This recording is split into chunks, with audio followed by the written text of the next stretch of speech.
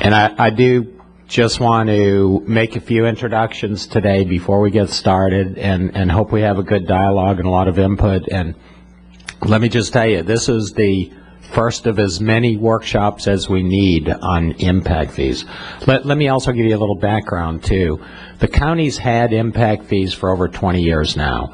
The first impact fee ordinance was a traffic impact fee ordinance adopted in 1986. So we've got a pretty significant track record.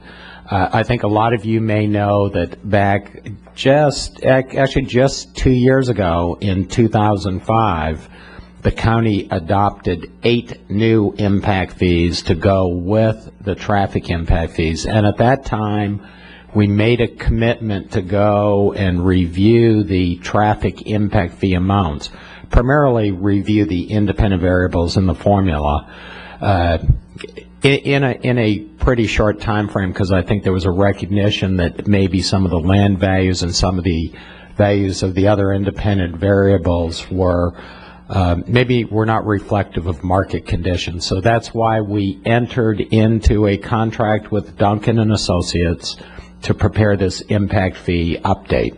Let me also tell you that a lot of work that we have done so far with this update has been trying to collect information to make sure that our databases and our background data is correct and comprehensive and is complete.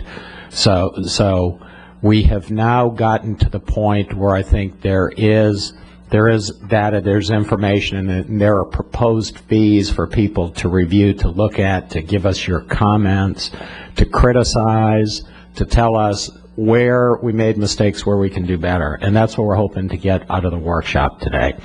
With that, let me make some introductions. Actually, let me start with the top. We have one county commissioner here, Commissioner Peter O'Brien. We have my boss here, Joe Baird. Actually, I'm seeing several school board members, the chairman, Carol Johnson, and I see Ann Reuter over there. I don't know if we have any other elected officials. I don't see any other elected officials, but let me introduce some staff. We have Will Collins in the back, county attorney. Actually, we have assistant county attorney George Glenn, Stan Bowling, planning director, Sasan Rohani, chief of long range planning, Rachel Klein, a planner in the planning department. We have staff from other departments too. I don't even know everyone who's here, but we do have staff here, I think, that represent a lot of the activities that we do in the various elements. Now let me introduce the people who are going to be making the presentations and taking the abuse today. I've got Clancy Mullen with the firm of Duncan and Associates, and he's here from Texas. Duncan and Associates is one of several firms throughout the country that pretty much monopolize the business of doing impact fee work. And I don't know if there's any firm that does more than Duncan and Associates, and they do it everywhere. They've done a number in Florida, but they've done impact fees throughout the county. Tom Wright, who is actually a Vero Beach resident, or Indian River County resident, I better say. Indian River Shores. So he is the local guy on the consultant team. He's also the lawyer on the consultant team.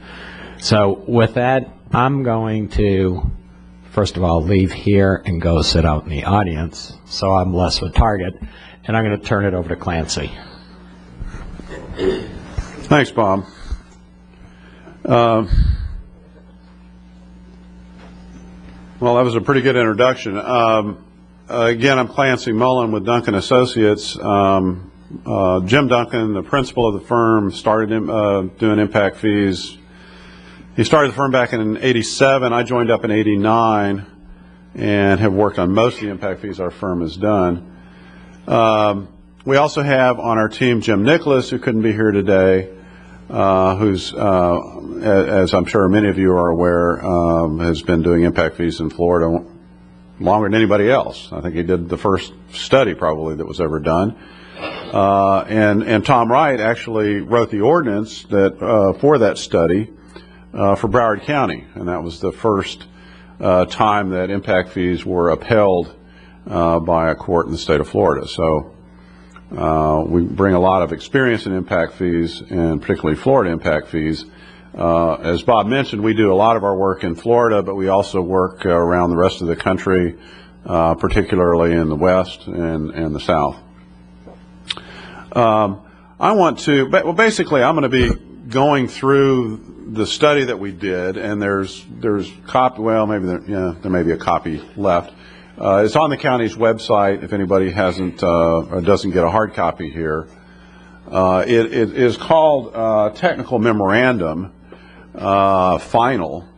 It's a final memorandum, but by no means the final report. This is a final memorandum to staff, essentially, and we're in the process of making it into the impact fee study. So we definitely are soliciting comments, feedback. If anybody has comments that you don't get to express today, please, by all means, email us. My email address is on the inside cover of the report. So don't be shy to let us know if you have very specific comments or very general comments. Either one, would be happy to take them into consideration.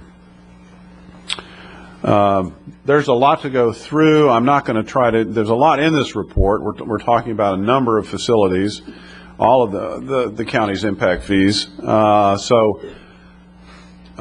Perhaps it would work best if I just go through the report and you try to hold your questions till the end, and we'll have some time to deal with those. And I'm not going to go into a super amount of detail on everything, but if you have more specific questions that I haven't been able to address, then we could address them at the end. I think that might be the best way to try to approach this. First of all, I'd just like to sort of set the stage by talking about some general principles of impact fees, just to be sure we're all clear. Obviously, I'm sure you're aware, people in Florida are obviously so familiar with impact fees, but an impact fee is not a tax. It is a regulatory fee, and as such, it really needs to distinguish itself from a tax, and it has, and the courts have said, well, you've got to meet certain criteria. That's called the dual rational nexus test. Essentially, the first prong is that the fee has to be proportional to the impact that the new development is creating, and the second one, that the fee is spent so as to benefit new development. And out of these, this fundamental test comes some very basic principles of impact fees, and I think we can summarize them in two really key points. One is that impact fees should not charge new development for a higher level of service than existing development has paid for or will pay for. And second, that the impact fees should not charge twice for the same level of service. In other words, you don't charge once through the impact fees and then again through some other mechanism. And probably the most clearest example of paying twice would be if you've got a certain level of service that you're charging for, you've got an existing level of service, but it's not completely paid for. You've got maybe some outstanding debt. And so new development comes in, they're supposed to provide through impact fees for their level of service, whatever it is, 5 acres per thousand for parkland, for example.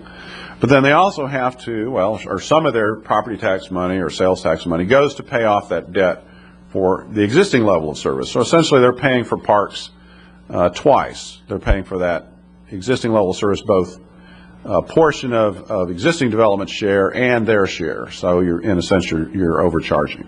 You're double charging.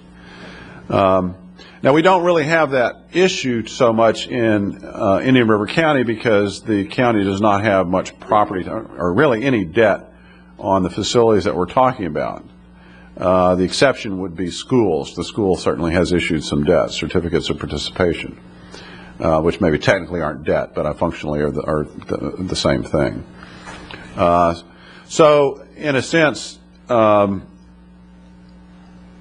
the impact fee principles basically say, and you know, there's sort of different philosophies among different consultants about what's the appropriate approach to revenue credits. In other words, this whole issue about, you know, new development paying twice, you don't want to do that.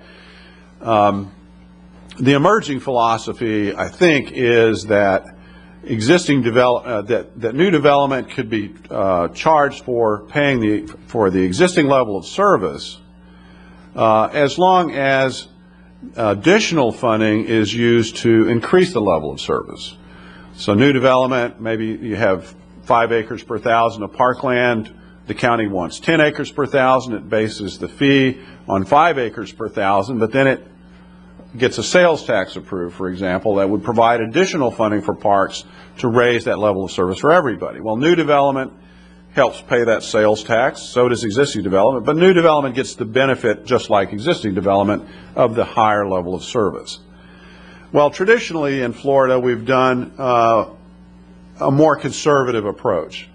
We've basically, in many cases, looked historically or looked at plan improvements and said, if you've got a dedicated source of funding, in other words, voters approved a sales tax, and we're going to build some parks with that, then we should essentially reduce the fee for new development.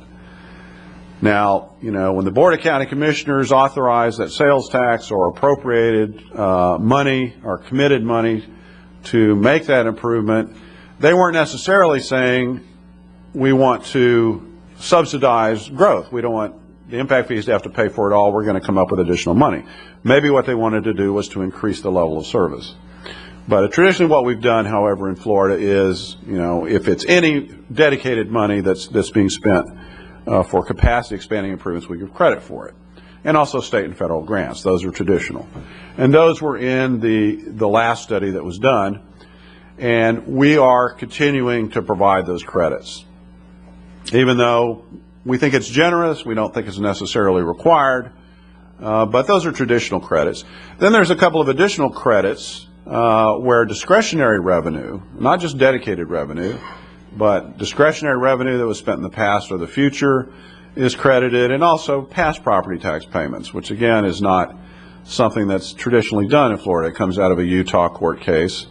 You can make an argument for it, certainly. So we've continued those credits as well. Anyway, getting off of revenue credits, let's talk about the updates. As Bob mentioned, the county has had road impact fees, traffic impact fees for a long time, since 1987. They were most recently updated by Tyndale Oliver in 2004, updating the inputs. The rest of the fees were were originally adopted in 2005.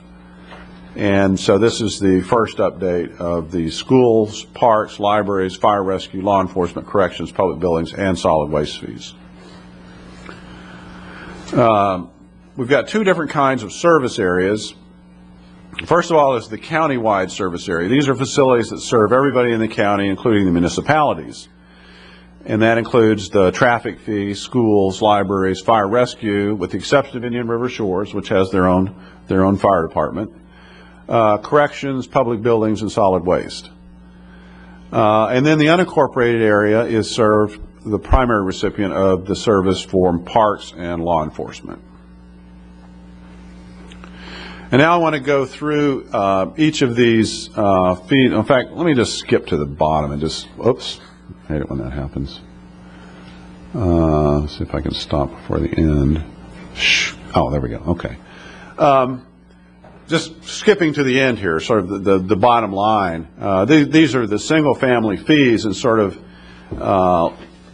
gives you the overview of how these fees are changing based on this study. First column is the current fees. The second column is the updated fees that are contained in this draft. The third is the increase. The fourth column is the single-family percent. So that's the percent increase for a single-family unit. That's the percent represented by that increase. And then that final column is the weighted percent, which is basically if we took the same amount of development that we had last year and said, well, based on the current fee schedule, we'd get this much revenue. Under the new fee schedule, we'd get this much revenue. You can see there's a couple of differences with public buildings and solid waste fees. There's a big difference between what the single-family percent increase is and what the weighted percent increase is. And that's because the methodology that we're using for those two essentially shifted some of the costs. We changed the methodology. It shifted some of the costs to residential that had previously been on non-residential. So those are, we're not talking big numbers there, though, as you can see. The big increases are in those first three categories: traffic, schools, and parks. I mean, that accounts for 92% of the increase for a single-family unit. Of course, schools and parks aren't charged to non-residential, so the non-residential fees are really affected primarily by the traffic, the increase in the traffic impact fee. Okay, that kind of gives you the big picture, but let's go skip back, and I'd like to talk about each one of the fees, just very briefly, sort of give you an overview about, you know, what's changed and how we did the study. With the traffic impact fee, we based it on, we really did, this is not a change, but we made explicit something that's implicit just to try to clarify what's going on with the level of service. The fees are based on what's called a consumption-based methodology, which essentially says if you put a vehicle mile of traffic on the road, you need to pay to create the capacity to accommodate that vehicle mile. It's a one-to-one ratio between vehicle miles of capacity and vehicle miles of travel. That's that VMC/VMT. So basically, the level of service in the standard consumption-based methodology is this one-to-one ratio on a system-wide basis between how much vehicle miles of capacity we have in the system and how many vehicle miles of travel we have. And we actually went in this update and looked at, well, what does the county have in terms of a system-wide ratio? And it's over 1.5 units of capacity to each unit of demand. So we're being conservative in the sense that we're only charging a one-to-one ratio, which is sort of the standard consumption-based method in Florida, although some communities have charged for a higher ratio. What we're not doing, what the impact fees do not do, is promise that we're charging enough to make every road work at level of service D in 5 years or 10 years or whatever. That would be an improvements-driven model. You'd have significantly higher fees than you have under this approach. So even though the county's adopted level of service for concurrency is level service D, these impact fees are not really based on level service D in the same sense. They're based on level service D in that we measured capacity at level service D, but we're not doing a methodology that would promise that everything's going to work at level of service D. Okay, enough about level of service. If we got more questions about that, we could talk about them at the end. What we did, we updated the fees from the previous study 3 years ago using the most current cost and capacity estimates. The average cost per lane mile went up 63%. This is a blended rate of both FDOT projects and county projects, as well as some municipal projects. Actually the state projects, the cost per lane mile went up considerably more than they did for the county projects. But at the same time, the percent of state projects fell from like 33% during the last update to only 15% of the lane miles that are being improved are actually state roads in the current one. So the average cost per lane mile was about the same, the weighted as it was for county projects. The capacity per lane, however, went down based on these improvements. They're not adding quite as much capacity as in the last update. And so the bottom line there is the average cost per vehicle mile of capacity added by an improvement went up 83%. We used the travel demand factors. That's, you know, average trip length, average trip generation rate, et cetera. We used those travel demand factors that were in the previous study, but we did something a little bit different. In addition, we calibrated them, and you're going to hear that word a couple of times today because that's one thing I really believe in, is that we need to calibrate our demand factors to make sure that they match the total amount of demand that's out there. And so we did that. We took existing development in the county. we plugged in the vehicle miles of travel for each dwelling unit, for each 1,000 square feet of retail, et cetera.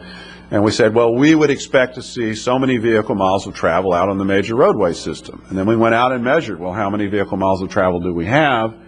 And we found out we didn't have quite that much traffic out there. So we had to reduce the travel demand factors by about 24%. And the way we formally did it was we reduced the trip lengths by that much. We could have reduced the trip generation rates just as easily, but we applied it to the trip lengths just for convenience. Another thing we did is we retained in the previous study there was a 15% reduction built into the fees. Something that you don't see in Florida all that much anymore, but so that our calculations would be comparable to what was done before, we have retained that 15% reduction. That's a policy issue. If the county commission could decide not to give that 15% reduction this time, or they could decide to keep it. We have kept it in our calculations. The bottom line is that the fees are going to increase by about 53%, 55%, going up by about half for most land uses. The only exception, I think, is the larger single-family homes. One of the changes that we made at request of staff for administrative simplicity, currently we have three categories. We have, for single family, we have up to 1,500 square feet, 1,500 to 2,500, and over 2,500 square feet. And I guess there was some problems with keeping track of, when somebody puts an addition on and they go over the 2,500 square feet, it gets to be, something that's difficult to monitor. What we did is we have in this update, we have consolidated those two categories so that now we just have two. We have up to 1,500 square feet and over 1,500 square feet as our two size categories. So the fees are not going up as rapidly for the larger homes in this update. So I think the fee for a larger home over 2,500 square feet goes up about 36% in this update instead of 55 or whatever. Okay, school impact fees. Again, the level of service issue here. For purposes of concurrency, the school district and the county are talking, pretty much agreeing on a level of service for schools of a 1-to-1 ratio, essentially, between capacity and demand, enrolled students and actual fish capacity. However, that, I believe, is going to be on a school-by-school basis for concurrency purposes. For the purpose of this impact fee study, however, we just looked at system-wide, what's the ratio of capacity to demand. And we found there was a 1-to-1 ratio, just slightly above a 1-to-1 ratio, which means you may have deficiencies in certain schools, and a few schools there may be actually a slight surplus. But overall, system-wide, not counting portables, in terms of just permanent space, there is, in theory, according to the Department of Education's fish capacity estimates, there are enough stations for all students. So we have that existing ratio. So essentially the impact fees say, if you generate a new student, you need to build a new student station. That's the existing level of service as well. So we just formalized that. That was basically the basis. That's not a change from the previous study, but we formalized, or at least articulated it, maybe perhaps more clearly than was done in the previous study. We updated, of course, the cost per student.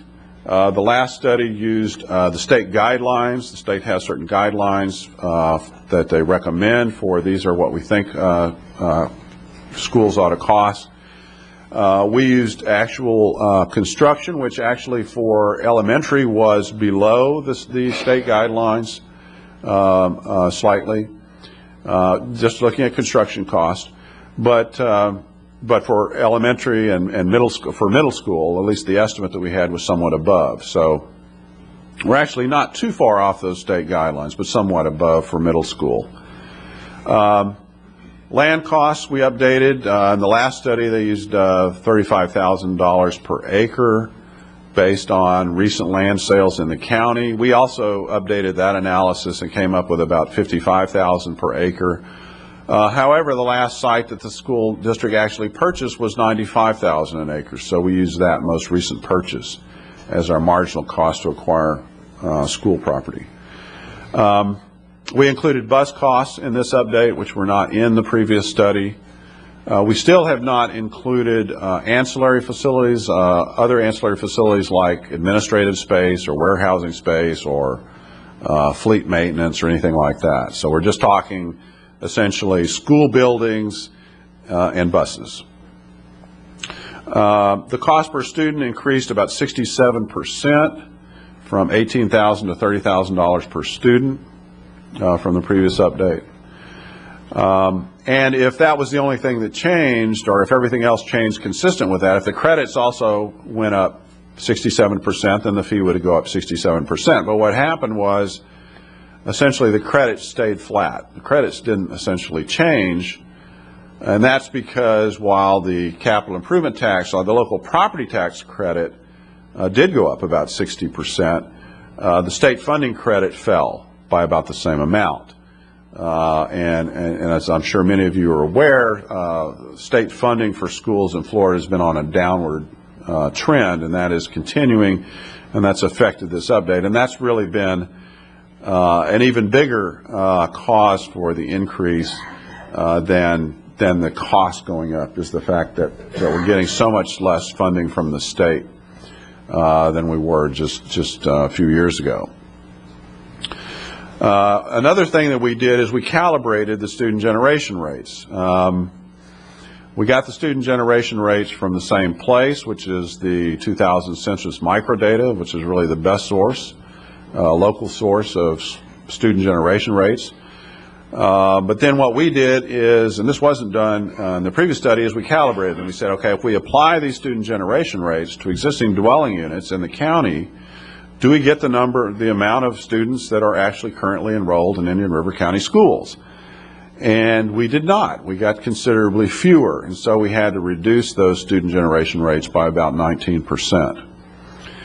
The net effect of all of these changes is the fees increase more than double, 151% for a single-family unit. I think for multifamily it's about doubling.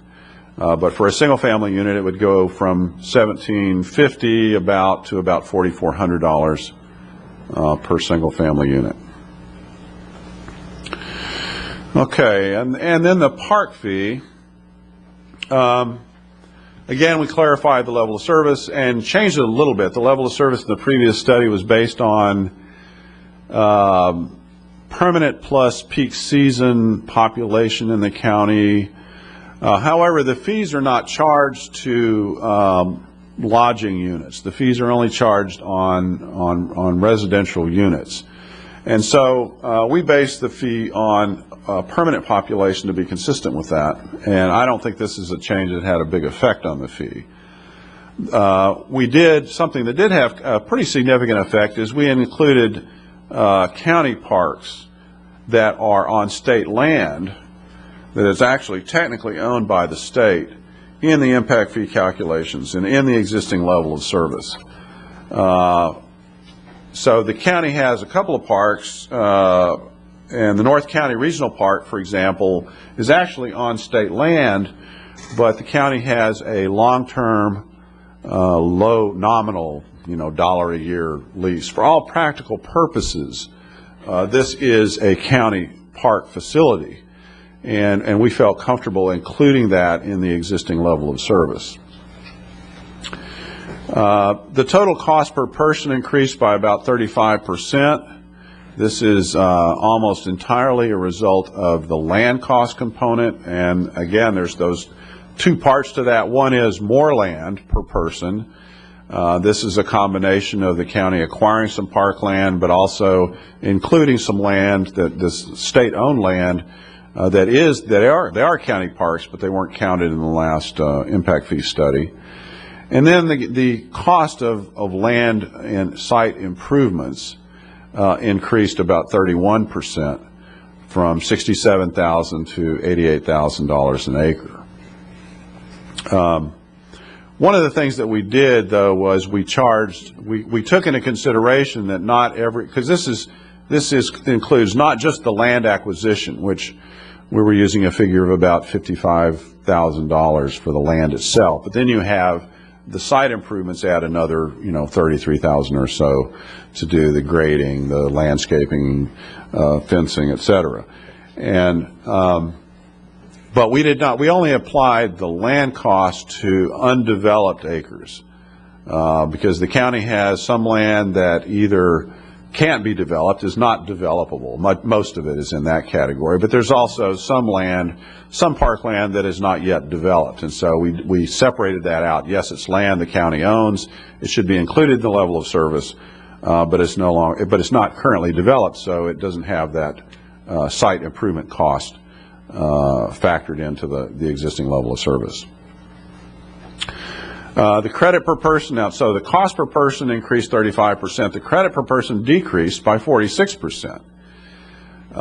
And this is, I think, primarily due to the fact that we have very generous credits, which we know when park fees were first instituted, and you looked historically and said, well, we've never spent anything but, non-impact fee money on parks.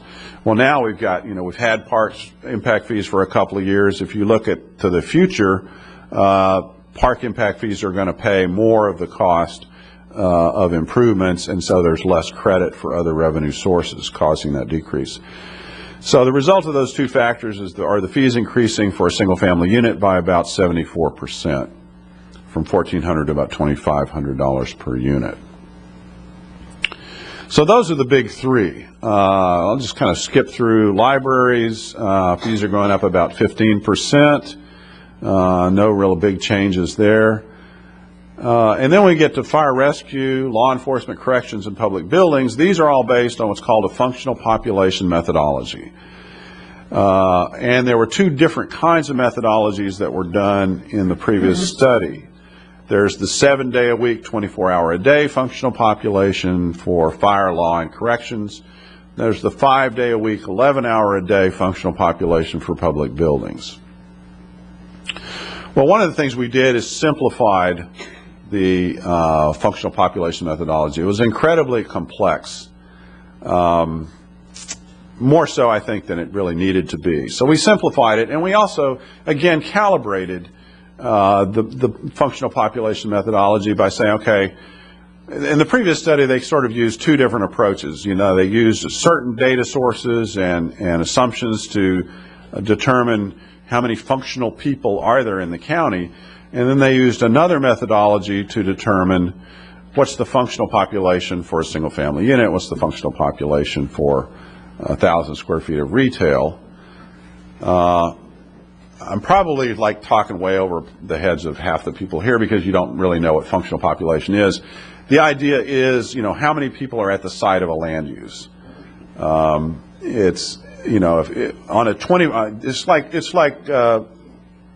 full-time equivalent employees. We're talking full-time equivalent people being present at the site of a land use. So, for example, if we assume people spend half the day at home, the average household size is 3 people in a single-family home. We'd cut that in half, and that would say, well, there's 1.5 people there on a full-time basis. So we had to calibrate it, we took the multipliers that we had developed for individual land uses, multiplied them by those land uses, the amount of total existing development in the county, added them all up and said, okay, well, this is how many functional people that we have. That's what we're going to use to divide into the cost to get our cost per functional population. So it matches. So the functional population multipliers we use are consistent with the total functional population, the total demand that we're saying there is out there. So we simplified and calibrated that methodology. Another change is that we used the 7-day-a-week, 24-hour-a-day approach for all the facilities. The only one that wasn't was public buildings. So that one we changed to make it consistent with the other ones. Using the 5-hour-a-day, 5 days a week, 11 hours a day, basically put all the public building costs, or not all, but the vast majority of it, on non-residential. Because during the working week, during the working day, most people aren't at home. And so the functional population for residential is very, very low using that methodology. which essentially was saying, the courthouse and all the, emergency operations and all the public building uses that we have are primarily there to serve non-residential development, which doesn't seem to me really to be that reasonable. So we decided, both for simplicity and because I think it makes more sense, to base the public building fee on the 7-day, 24-hour functional population. Now, this did have the effect of increasing or shifting more of the cost onto residential, but I think that's certainly reasonable and defensible to do. Just to go through these four very quickly: the fire rescue fees based on the existing level of service. The construction cost is based on a current cost of replacing a fire station. Vehicle cost is based on the current cost of fire apparatus. The equipment cost is just based on original cost. We didn't have replacement costs available for those, so we just used original historical costs. The net result is that those fire rescue fees could go up about 25% on average. The law enforcement fee, we excluded countywide functions, dispatch, judicial services, corrections, which for the most part were excluded in the last study as well. We also excluded the share of the agency-wide functions. This is internal affairs, information technology, human resources, record keeping, fleet maintenance, all those things that support all of the things the sheriff's office does. We took those out of the law enforcement fee, which really the law enforcement fee is just collected in the unincorporated area. It's supposed to represent just the cost to the unincorporated area. So we excluded the share of those agency-wide functions that's actually serving county-wide functions as opposed to law enforcement patrol in the unincorporated area. The bottom line there, the fees increased about 50% for law enforcement. Corrections, a little bit different thing here is that we based the level of service on the existing correctional facilities, including the Phase 4 expansion, but we said, this essentially is creating some excess capacity. We're not going to go out, tomorrow and build another corrections expansion, even though maybe the sheriff will tell us we need to. But assuming that we're not going to do that right away, we're going to base it sort of on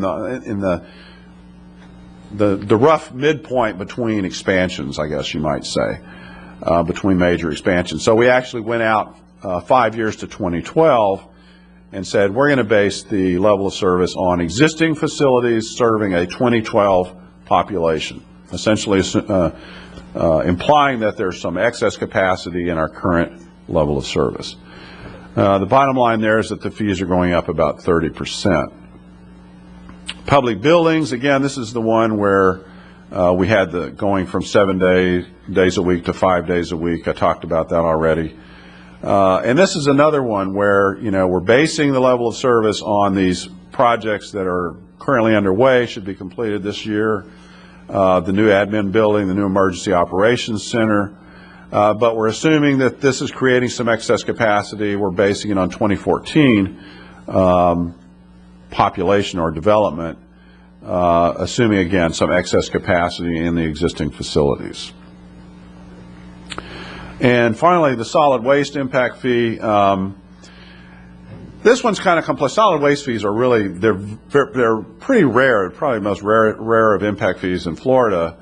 And it's because, while everybody acknowledges that, landfills, for example, are capital, they are a capital investment, they're a kind of capital investment that's a little different from roads, for example. With a road, you build the road, and yes, you may have to rebuild it after 20 years, but it's going to be serving so many cars a day essentially forever. Well, a landfill fills up.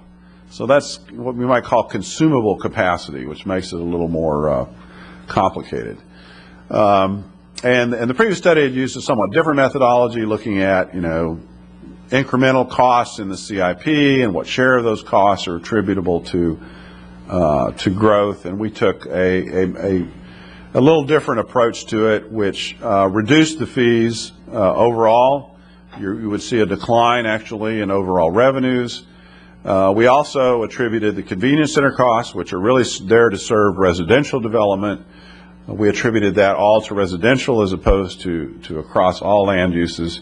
It's had the effect of shifting some of the cost to residential. So the residential fees are going to go up slightly, about 9%. Commercial fees would fall significantly, and overall revenues would probably fall. But I think it gets us on a better, sounder footing in terms of methodology. And back to our summary, we're going up, based on this study, about $7,000 per single-family unit. These are pretty significant increases. Some communities will phase in an increase like this. Some jurisdictions, don't want to go all the way. They'll go part way. But I think it needs to be kept in mind that while these are substantial increases, they're justified if we want growth to really pay for itself, if we want to have the funding to maintain the existing level of service, maintain the existing quality of life in Indian River County. These costs have to be borne by somebody, and to the extent that they're not borne by new development, alternative funding sources have to be found. So it's just kind of there's no free lunch, so that's what we're looking at. And that concludes a formal presentation. Be happy to answer any questions or address any comments anybody might have. Yeah.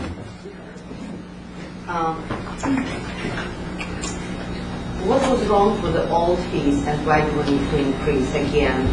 Like your last sentence was saying that people would like to have a better life. Was the old fees not enough, or so why do we need to increase? Why don't you use the microphone? Can you go to the mic? I think. Well, the question was there something wrong with the old study, or why do we need to increase the fees so significantly? That's a good question. I think everybody is aware that costs have gone up. For example, road costs, construction costs have gone up remarkably in the last 3 years. Cost of land, now that has plateaued in many places, probably here as well. But we don't see those land costs going down too significantly. Nothing like they were going up previously. So those are some really significant factors. And of course, we have made some changes. For example, we included bus costs in schools, which wasn't there before. So we have probably addressed some things in terms of doing a more thorough analysis of what all the costs are. We perhaps included some costs that weren't included in the previous study. Yeah. I agree. As a resident of this county, and your single-family homes are going up tremendously for the new people that come in. Can't this county look at some alternatives? And I'll give you an example, such as with the school board, looking at some of the things that they did, like in Miami-Dade County, where when the new developments come in, ask the developers to provide you with some land or to build a school for you, because I worked for Dade County Schools for 16 years in facilities planning, and there are other, and I don't mean to pick on the school board specifically, but that's something I know. But can't we look at other alternatives? Because you're looking, the single family home is gone up tremendously. What kind of, how do you expect the average person to afford that kind of impact fee in this county? And furthermore, if you look at this county as far as industry, there's no place for people to work. So what kind of person is going to build where they have to pay that substantial amount of impact fees? I think these are really concerns that the county needs to look at, because there are no jobs here. It really concerns me. I love this place. I love living here. And yes, I love the quality of life and the land that we have, and personally I'd like to keep it that way, but that's a substantial amount for the average person to take the brunt of. Well, and we certainly are aware that there are concerns about affordable housing. How substantial this is, it does seem like a lot of money, but how much have home prices gone up in the last 2 or 3 years? dropped. Maybe in the last year.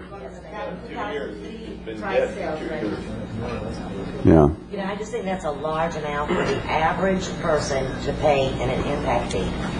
I feel very strongly that we can look at some other alternatives in other areas without putting that burden on your average homeowner. Well, you know, of course, the reason that local governments look at impact fees and rely on them so heavily in Florida is other funding sources are very limited. I mean, the legislature is looking at property tax changes that would drastically reduce the county's other. Developers have got a lot of money, so why not let them help this county provide for some of these services instead of putting it on your average residential person? Well, I mean, the developer's not going to do anything for free. And if the developer, for example, is going to dedicate land, they're going to pay less in impact fees, or they're going to get a credit for that. So the impact fees would be less. I mean, that would be a way for them to reduce the impact fees in their subdivision, would be to do something like that. But it's unlikely that that's going to mean they're going to charge what the market will bear in their subdivision anyway. So the home buyer is going to pay probably the same thing. But we understand your concern. Yeah. I have two questions. I'll have some comments later, but my first question is, what did this study cost? And my second question is, who authorized the study? Because I don't think any of us recall seeing any of the county commissioners authorize it in a public forum. Bob, do you want to address that?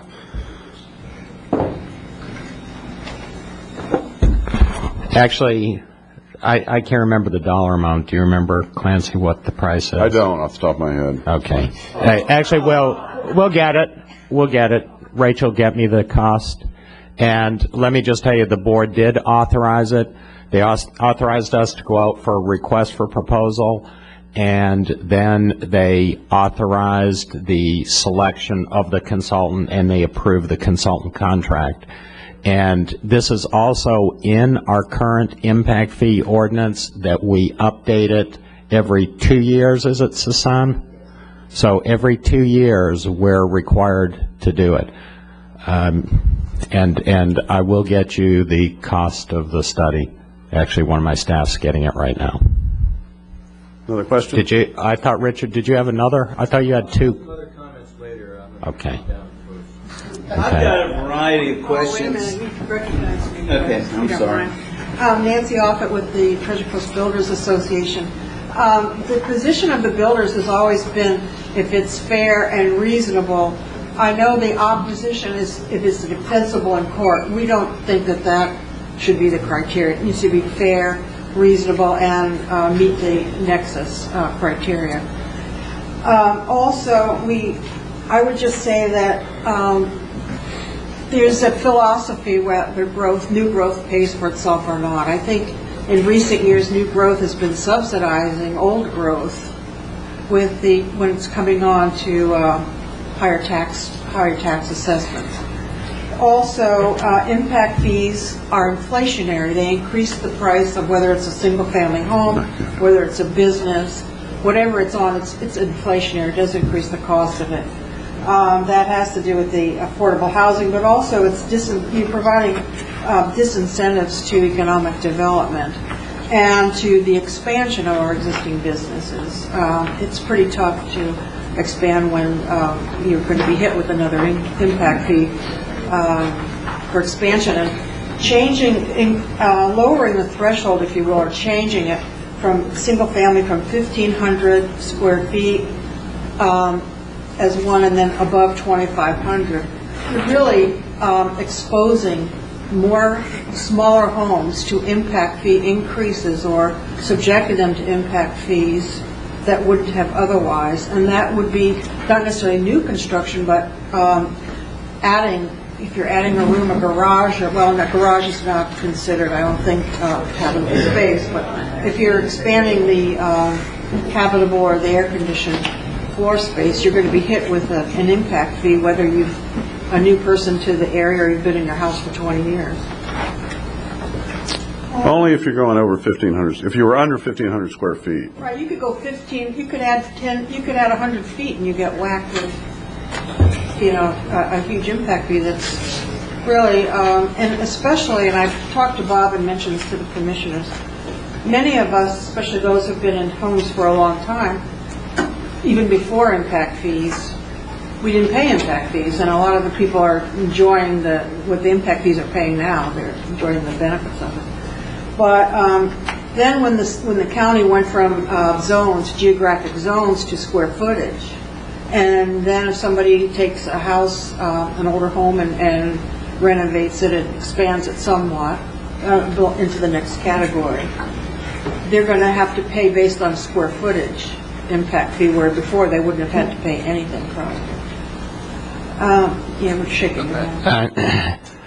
I think you're mixing up two different things. With the old traffic impact fee, we did have 9 separate benefit districts, which is where we could spend the money. But we used to have just one category of single family. But the geographic benefit area zones are completely different from the square footage size of the house that determines. Not do square footage. Right.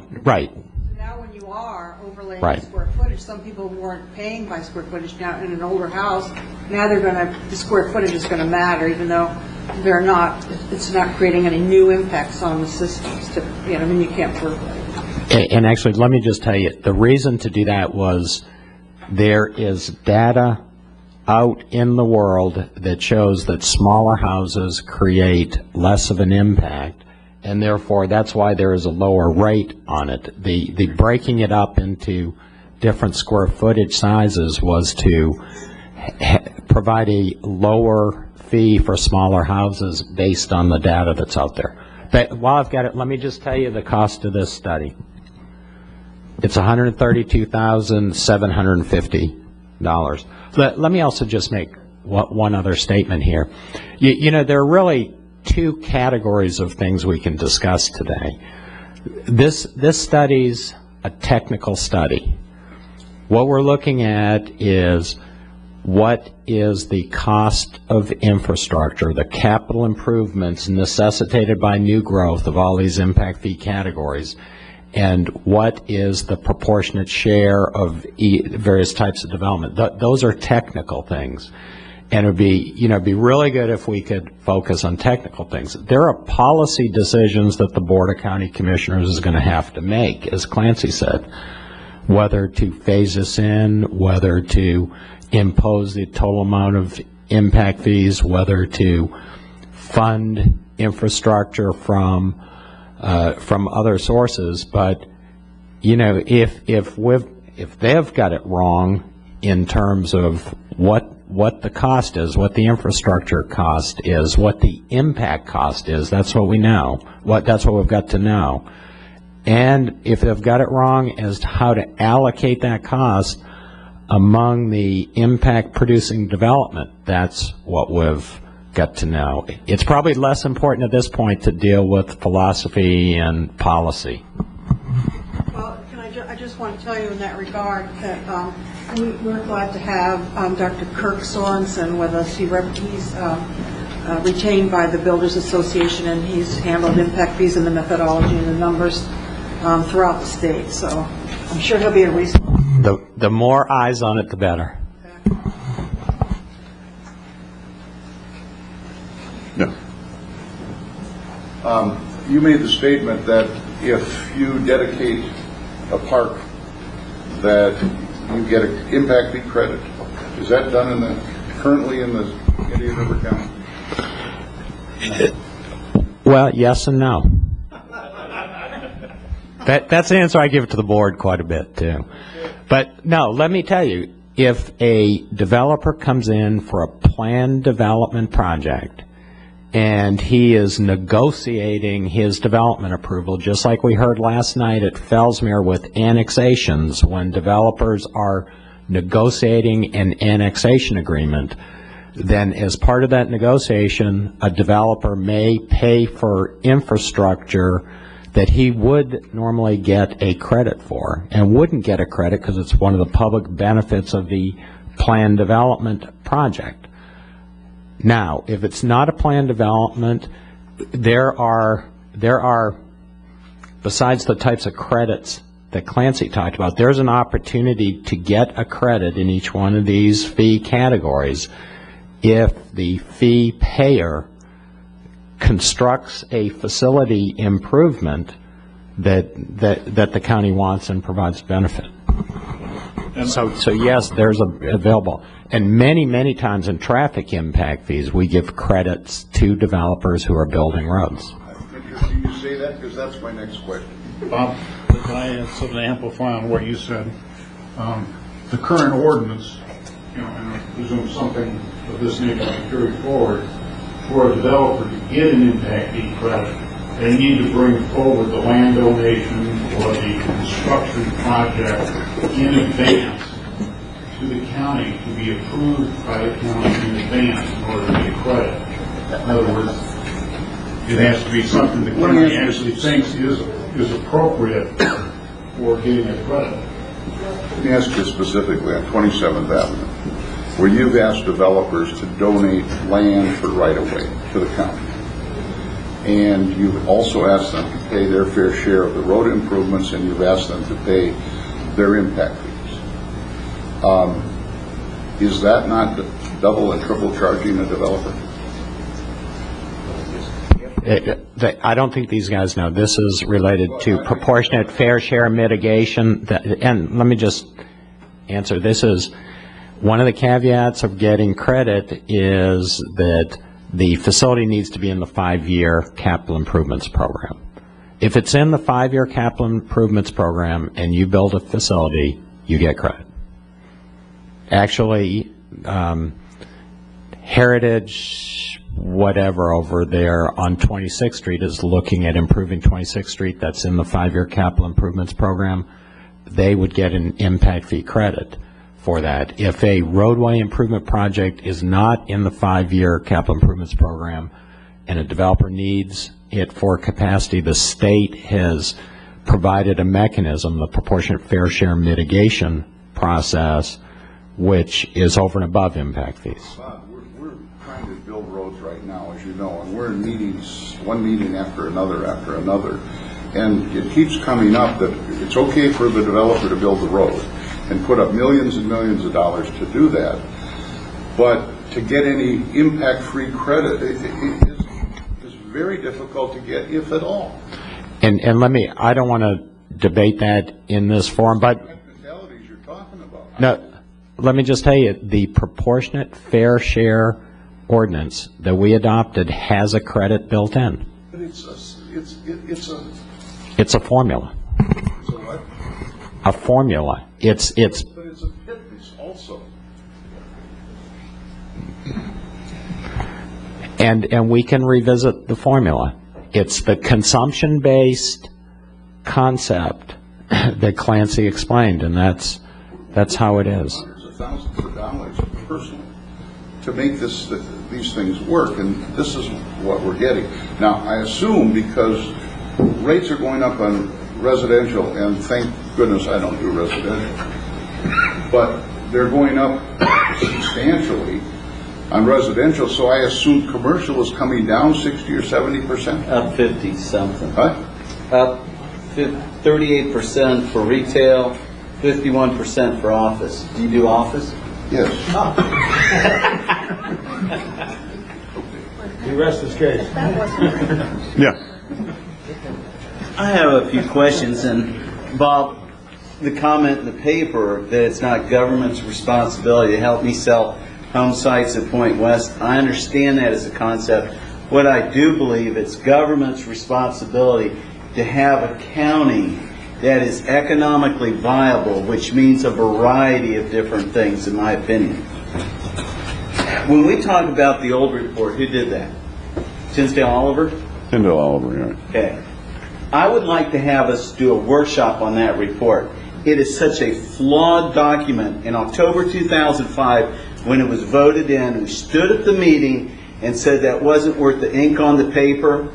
Your comment, Bob, was that we had to get that approved within 72 hours. It was the long-range transportation plan, that part of the Tinsdale Oliver report. And today, we're going back to relook at numbers because we had a report that was flawed. and it never has been corrected, and I'd love to, and I carry the minutes around with me of all of the workshops or all of the meetings, MPO, etc., afterwards, where it was discussed that we were going to correct it. But here's my point. Page number 2, impact summary page. For the cost of the report, I'd like to point out that in the multifamily column, under proposed, you add up those numbers. The numbers don't add up. They report on there at $7,769. You add the numbers up at $7,831. Go to the next column, current. You add their report says it's $5,056. You add those numbers up, it's $5,113. I can continue on this page, number after number that doesn't add up. That's the problem that we're facing. And so I would hope to think that we would form some sort of task force so that the business community can be part of whatever is the next step. And Bob, please help me with the next step. And I'd be glad to go on and on with the inaccurate numbers in this report. And we've just started working on it today. But you would think for the 130,000 or whatever, the numbers would start to, at least in column to column, add up. But I realize today reports inaccuracy sometimes gets lost. And I find this very upsetting. I mean, I echo Jerry's concerns. When we talk about over $100 a square foot to bring a restaurant online at Town Center in Point West that will take trips off the road because people out west of town don't necessarily have to drive over to the beach to get a fine dining experience. It's a quality of life issue that I think we all wish to have.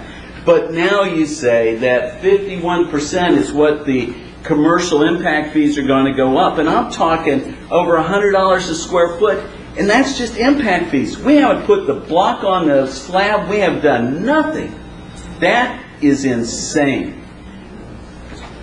And then the other thing, when we started analyzing these numbers, this isn't the entire cost of impact fees. I mean, this is an extremely, in my opinion, confusing document, and I'll give you an example. You come in and pay an impact fee. There's a 2.5% admin fee that the county charges, correct, Bob? Nowhere in this report do you see that. So now, when you talk about a 51% increase, add another 2.5%. But I can go on and on with what's not in the report. And to me, again, that is where we start having problems in our community. We get the us and them fight because we pass something that doesn't accurately represent what our community wants. And I think that this could be an opportunity for us to take a step back and say, what is the community willing to pay for level of services, and what do we really want as a community? Because therein lies, there's a cost to everything. If you drive a Toyota, a Cadillac, a Hyundai, there's a cost in everything. And I feel that where the state's going with what they're going to give us in support dollars for a variety of services that are directly attributable to quality of life in this community, that we're going to have to, as a community, come together. And the way to do that would be, in part, to have a task force of the business community that interacts in whatever happens with this report, because to think this report's going to go away would be absurd, right?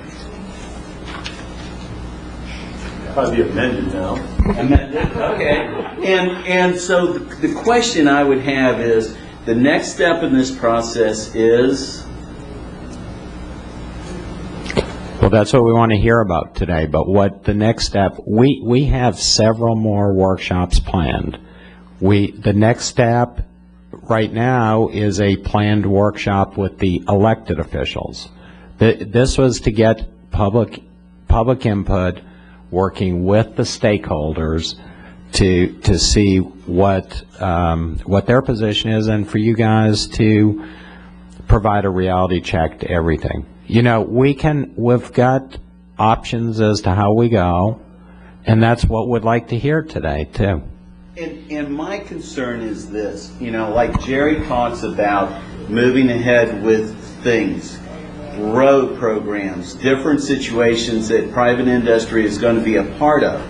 We're the only industry that I know of that takes an idea, well, maybe I should say the only industry, but we're an industry that takes a vision of something that we would like to provide. Yes, we do it to make money because that's what America in part is about, but it does a variety of things. It supports charities in the community. It provides services to the people in the community, be it, you know, a restaurant, a dry cleaner drop-off, things like this. But what happens in this process is if we can't move this forward because it becomes so cost prohibitive, then where do we go as a community? Because I believe if you don't grow, you go. And what I mean by that is if the community doesn't have some economic vitality to it and the ability to grow upon itself in what pace that gets determined by the county commission and by the planning staff, but we get involved with planning for the future. We go through numerous county administrations, and Point West, you know, approved back in 1998. We've been at this, it's 2007 and we aren't done. You know, the economic forecasting for somebody to sink so much money into something that goes through so many different reports, it's just a really scary thing. And the concern is that where's the county going to go? And if we don't have private industry or the business community inputting this, it deeply concerns me. Thanks. I've got a question in reference to the square footage issue. You said the residential increase will be between 53 and 55%. And I'm working with the Coalition for Attainable Housing right now on their strategic planning. And when I hear that, and that you really stopped at 2,500 feet, but you said houses over 2,500 feet can only increase at 36%. Knowing those are the more expensive homes, knowing there's probably a higher profit level for the developer and builder in that, knowing the people that buy those homes are more affluent and have the ability to pay them, why would their amount be lower as a proportion of the overall cost than for someone that's trying to buy a $100,000 home or homes like we're trying to build for $95,000, yet they're paying a 55% increase? You know, that doesn't seem to go with so many people that can't work and live in this county. They've got to commute from other places. You know, our tax burden isn't that way. We don't tax the people that make $4 an hour 38%. We tax people over $150,000 a year 38%. What is the rationale behind that thought process? Do you build homes in the, or does your group build homes? No, I don't. Oh, okay. I built a couple of homes myself, yes. Okay. So why would it be a lower increase on, say, a $5,000 home, and it's a 55% increase on a $125,000 home? The profit levels are less for the builder. The person that's buying that home can afford less. The profit levels are higher on a $1.5 million home, and the person that can afford that has the wherewithal to afford that. How did you come about that kind of home? Well, I guess that's a policy issue. I mean, it's policy. Oh, I know. Well, if you don't mind, let me say something, because I think that discussion of this has, got a little off from what's in the actual report. I just wrote down what he said. Didn't you say over 2,500 square feet is 36%? Well, I want to just bring it back to what's in the report so you can understand what's in the report. The end result, not how it got there, but the end result. The end result is that, for example, with parks, if it's a single-family home of less than 1,500 square feet, the net impact fee is... Use the mic, please. This is a book. Everyone needs to come to microphones.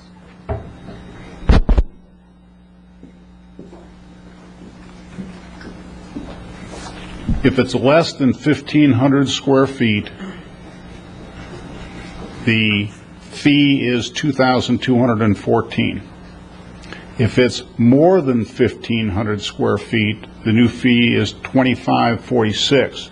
So there is a lower fee for houses that have less than 1,500 square feet. I understand that. That wasn't the question. That wasn't. You're not answering my question.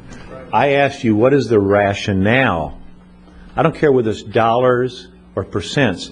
When you have, if it goes up 36%, okay, on one number, and it goes up 53% on a lower number, if you're in the lower category, you're paying 53% more.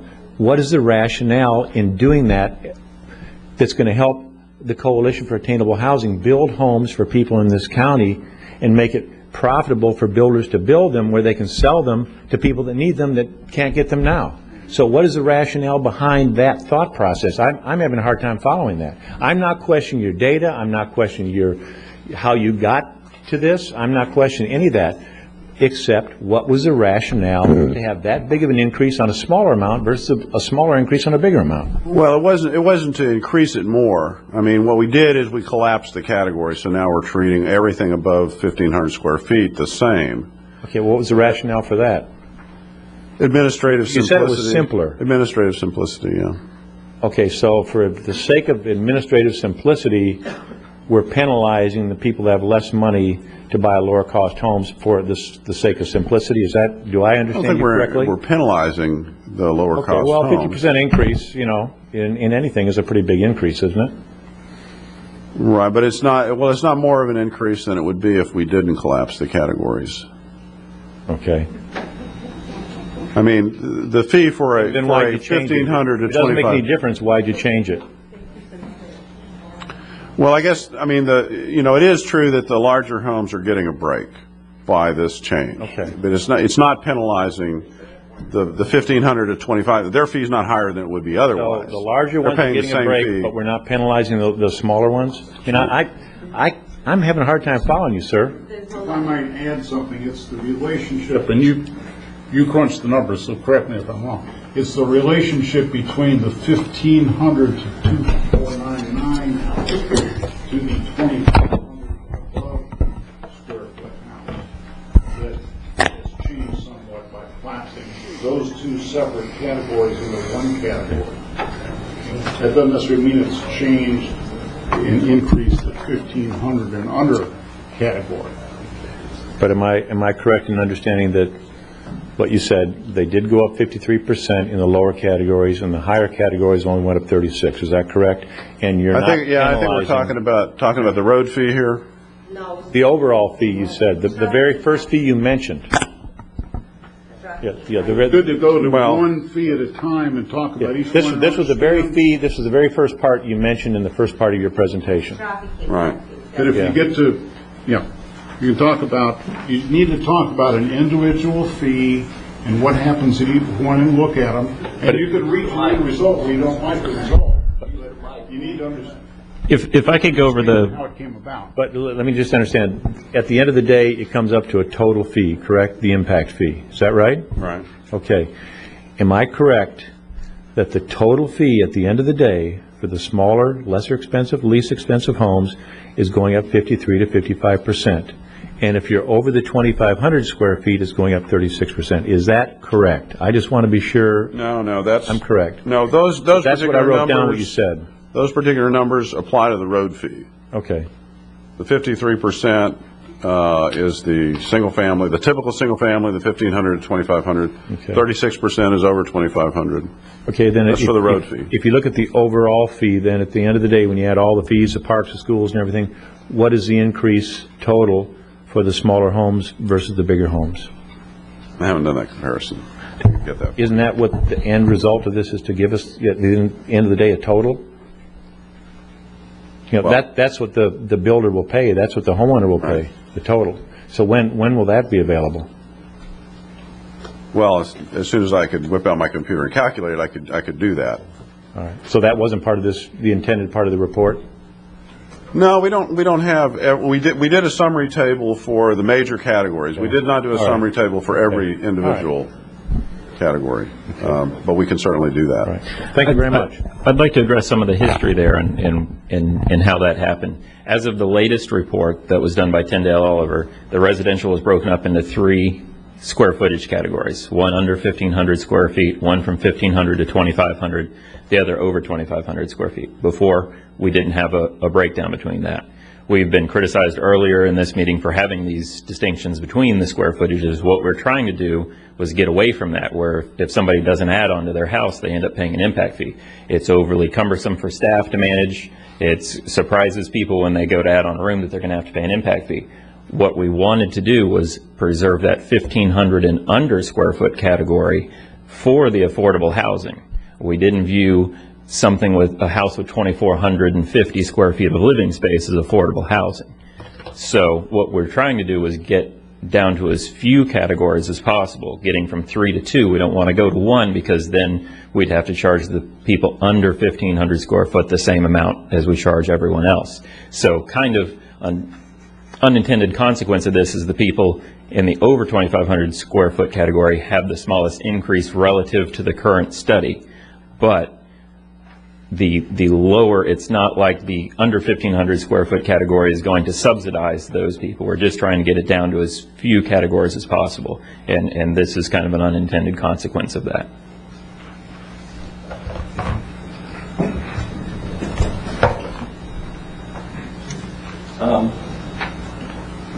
I had a question on page 31. You have your revenue projections for traffic impact fee revenue estimates, and it talks about an average annual impact unit, and it says single family 476. Is that a home, or what is an impact unit? Yeah, it would be homes for, it'd be dwelling units for the residential and Okay, so the next square feet for the non-residential. Okay, and so the next one, multifamily, would be 57 multifamily units. Right. And then mobile homes would be 2,917 mobile homes? That's correct. Okay. Now I'd like to look at table 41, which is on page 47. That's the school impact fee revenue estimates. I'm assuming that the impact units used for school impact fees are similar to the revenue units that are used for traffic impact fees. And that has 2,486 single-family units versus 476 in the traffic. And then you've got, and to be honest with you, the 2,917 mobile homes, if you got 2,917 mobile homes in this county any time in the last years, I think you smoked a little too much. But And, Yeah, that's and the other interesting thing is I go through, and I just gave you those two as examples, but as I go through every one of these calculations on every page, none of them match. Nothing is accurate. So it really raises a question of whether this could be accurate if none of your numbers match. Or add up. Yeah. So I'm just, Well, we're certainly, But I mean, that's, please. That's For $130,000, and you guys are PhDs. I mean, I read you talk about being PhDs. I'm just a dumb contractor. Something's wrong. Something's wrong. If I was the county commissioner over here, I would be frosted if I had to pay that money. And that's our money, and we really are not very happy about that.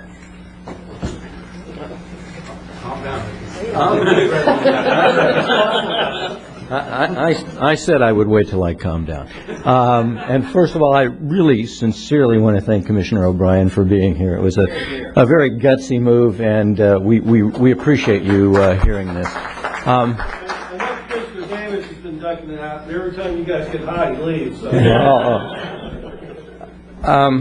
In professional football in general, there's a penalty for piling on.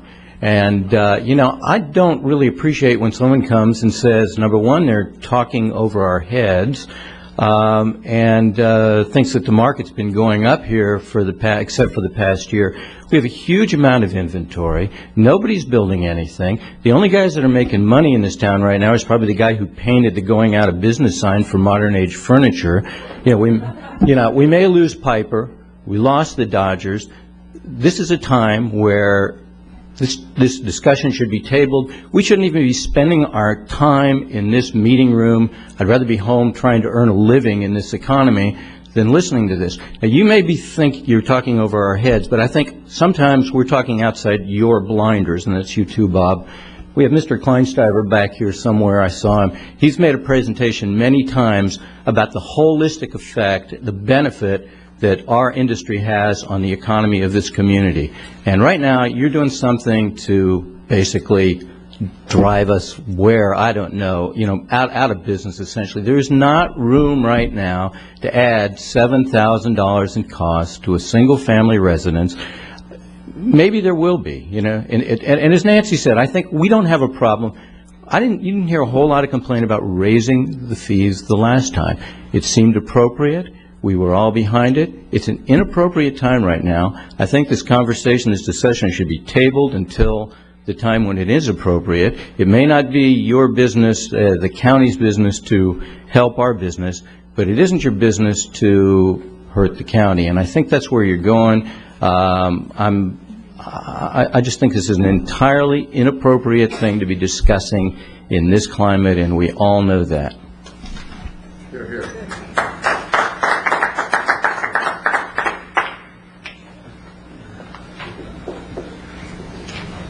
Holy mackerel, how do I follow that? Ditto works.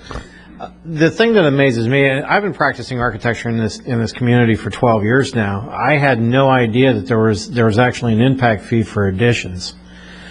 It would seem to me, especially on the smaller sized homes, that an impact fee should be charged one time and one time only. Most people that are adding on to their houses, if they cross that magic line where they go from one size to the next, they haven't increased their family sizes that much. If they have, it might be one person.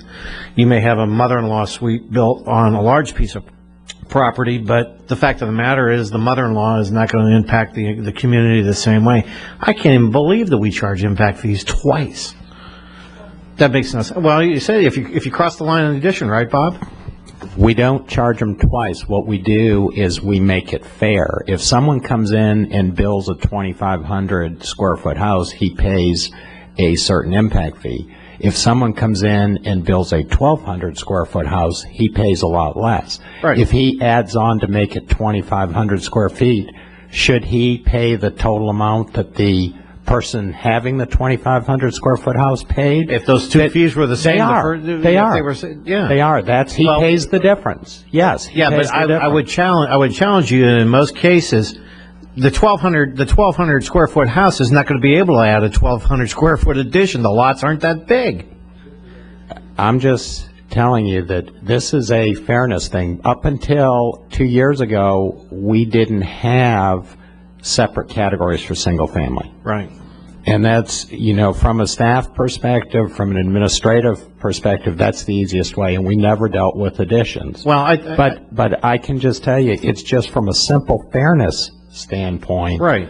That people building the same square footage should pay the same fees, whether it's done one time or with an original house and an addition. I agree, but what tends to happen a lot is that a bureaucrat will see 2 + 2 = 4, but 3 + 1 also equals 4, and you don't look at an alternative way to do this. So some of the, if you try charging these kinds of fees to what we're trying to get for affordable housing in here, we can forget about it. I don't know.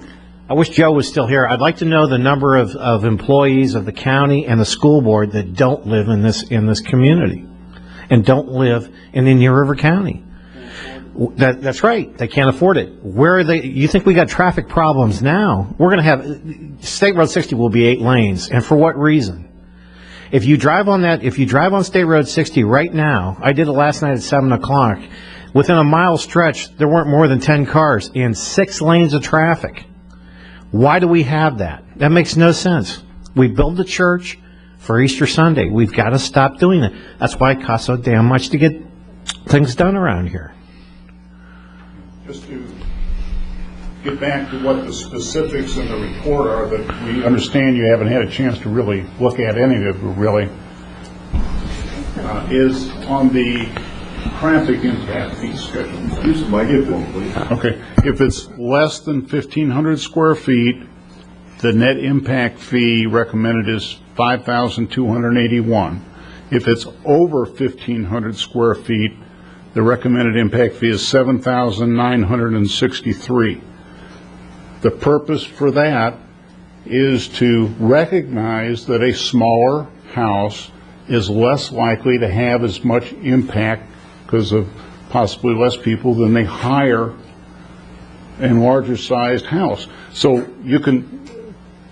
I get a 3-bedroom house. But the purpose is, and this is one of the things that a properly done impact fee study does, is it tries to find a way to make smaller usually less expensive housing, not bear the same amount of fees as a larger house, which is more likely, under studies, to have a greater impact. But you're talking about one element of the entire impact fee.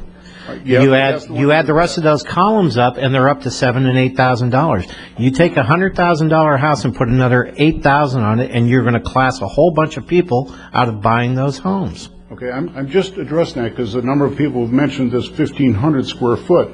On the traffic, that's $2,700 less for a under 1,500 square foot house. And it's fact and logic based, and it's also there to make it so that the less expensive house, the smaller house, is impacted less. Well, what I'm trying to get across, though, if you take $16,838, if those numbers add up, and you add that to a single-family home, whether it's 1,500 square feet or over, with the average salary of people who work for a living in Indian River County at $31,000, I'm going to tell you right now that they're not going to be able to afford to build or buy a home. That will kill it at that price level. I think the comments were made, the last time we had impact fees, there was a slight bump of people trying to fight them. It's not unusual. This is a little bit more than slight. And I think you got to take a real good hard look about the economic effect of what that kind of an increase will do to this community. You're only looking at one side of the issue. That's what I'm saying. You got to look at 2 plus 2 and 3 plus 1. You can't do them independently. Somebody else?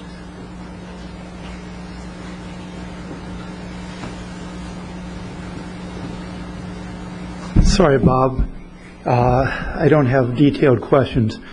I downloaded the report last night, read it, drowned in the numbers, and about midnight decided to give up. But I have a couple of general questions, which I couldn't figure out as I thought about it. The report's premised on growth continuing at the same rate that it has been over the past couple years, actually last 15 or so years. The current market is an aberration, and growth has slowed down. Permits are way down, building departments laying off people left and right.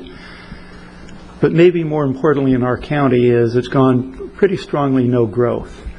The number of developments that are being able to be approved and actually move ahead because of traffic concurrency is going down.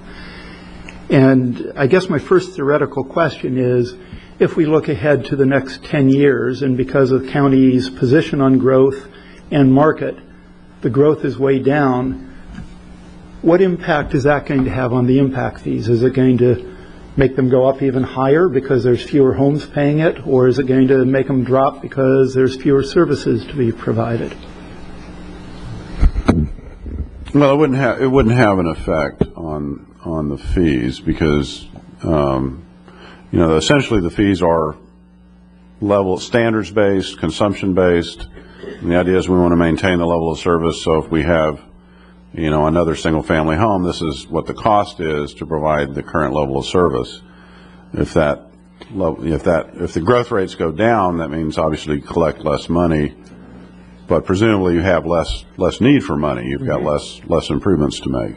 Let me just add to that. Yeah, our single-family building permit applications are down about 65%. Basically, we've gone from about 3,000 to 1,000.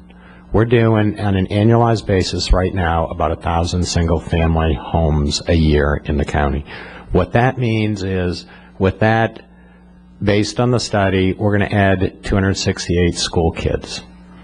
And this being a consumption-based impact fee, the fee is just based on what the increment of development that we approve consumes in terms of capacity producing capital improvements for the various facilities we have. So basically, the yield we're going to get from the impact fees for schools this year, if our 1,000 projection is correct, is to pay the amount of capital facilities consumed by about the 268 students that will come. Same thing with roads. a single-family home uses about .001 lane miles of road. With about 1,000 new single-family homes, you need 1 lane mile of road spread throughout an area. A lane mile of road is now about $3 something million. The beauty of a consumption-based impact fee is you collect just enough money to pay for the amount of capacity that is demanded. Okay. So so the bottom line is, if you have high growth, it collects enough money to accommodate that. If you have low growth, it collects enough to accommodate that. Okay, then the next question, let's assume this goes through, or some version of it, and you come back in 5-10 years. Our county, as part of the no growth, is dramatically reducing density, which means they're dramatically increasing sprawl. We're spreading things out. We're going to need more road miles because people are going to have to drive farther to go to the store. Do you ever take considerations like that into effect when you're thinking through the study and trying to come up with the numbers? There's a change in development patterns, which are dramatically going to change how people drive, how far they drive. It's going to change the equations for, good God, the buses are going to have to go another 1 million miles a year. Sheriff's Department is in trouble because they have a lot more roads and distance to go. Does that ever factor into these? I can't think of any study, any impact fee study I've ever seen that takes that kind of thing into account. That would try to project that's probably the $250,000 patterns. study. What's that? That's the $250,000 study. I guess so. And well, actually, let me just tell you, if you look at the formula for the traffic impact fee, the basic formula, and Clancy referred to it generally, is trip rate times trip length times percent new trips divided by 7,500 divided by 2 times average cost per lane mile less the credit amount. Basically, you have an average length in the trips, and that can be. You could spend a lot of money doing a lot of studies and put that in the formula and get that differentiation. Yeah, it can be done. Yeah, and probably will have to be down the road if the development trends continue. Then I guess the last is just a comment. With the old fees, we're looking at paying a proportionate share agreement for US 1 North, which I'm not sure what the numbers are going to be, $7,000, $8,000 per house. We're looking at paying another, the number varies. It might have been set for expanding Route 60, even though our traffic study says we don't impact that area, another $500, $600 a house. It begins to get really onerous when I'm looking at it saying, okay, for our average house, all of a sudden we're $23,000, $24,000 in fees, plus the 2% the building department adds on, which is working out around $1,400, $1,500 a house. It has an impact on everything and is probably once again going to slow down growth because we're pricing ourselves much higher than the other counties. But I'm hoping that's a commissioner level issue to think about, not necessarily yours, but it would be nice if you do another version of the report that you do make that number reflect what it actually cost me to go pull a permit, not kind of theoretical cost on it, and include that a lot of areas in the county, almost the whole county is within the radius of the Route 60 fees, that's added to it, and that a lot of us are paying prop share, which is going to be at least as big of an increase as you're showing there. Thank you. Step back up and follow up on my previous comment. Looking at your numbers again, and it seems like what you've done is you go through and you make a projection of how many homes are going to be built, and then you come up with a revenue projection. The thing that I think is missing, I mean, any business that you look at, what you do, you've got your categories here with, you know, the standard spreadsheet numbers for each item. it would seem that you would go back, and I'm sure we've got the data for the last 5 or 6 years, and we go across each item and say how much money came in for each category over that period based on those rate structures, so we would have some idea of what the actual revenue was that was coming in for each item. And then we would also have a balance sheet, which I know they don't like to give the balance sheet, but we'd have a balance sheet of how much money we're sitting on right now, and how much has already been expended on like road right-of-way and other areas for the different projects, so that we have a better handle on what we're actually doing with our traffic impact fees. The problem that we get into with these reports every time is they hire you guys, and you do the fuzzy little numbers based on lane miles and projections, but we don't get the real world. And the real world is money comes in and you got to build a road. And if you're running a business, you got to know where every dollar's coming in and what source it's coming in from. And one of the things that I would be looking at is how much did I get 5 years ago and how have these numbers changed over 5 years?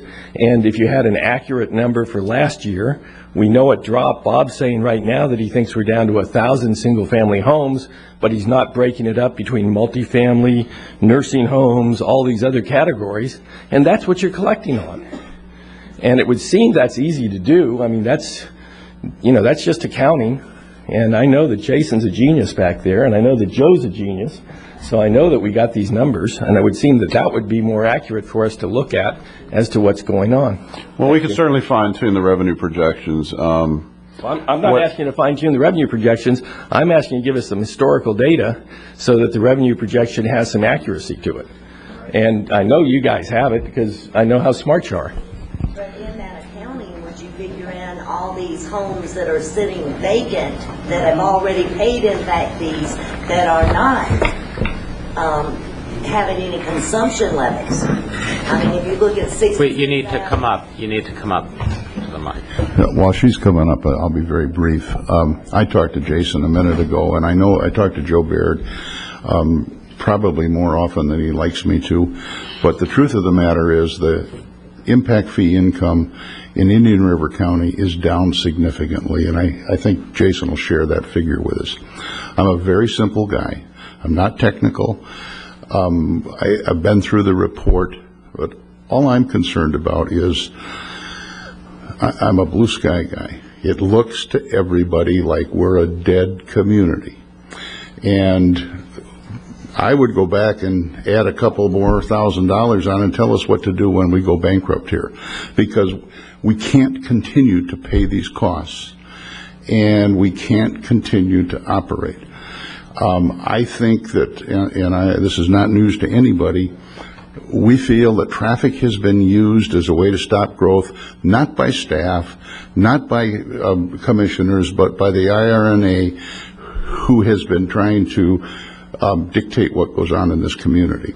You can use traffic, you can use impact fees, you can use all kinds of things to have a moratorium. Basically, that's what we've done.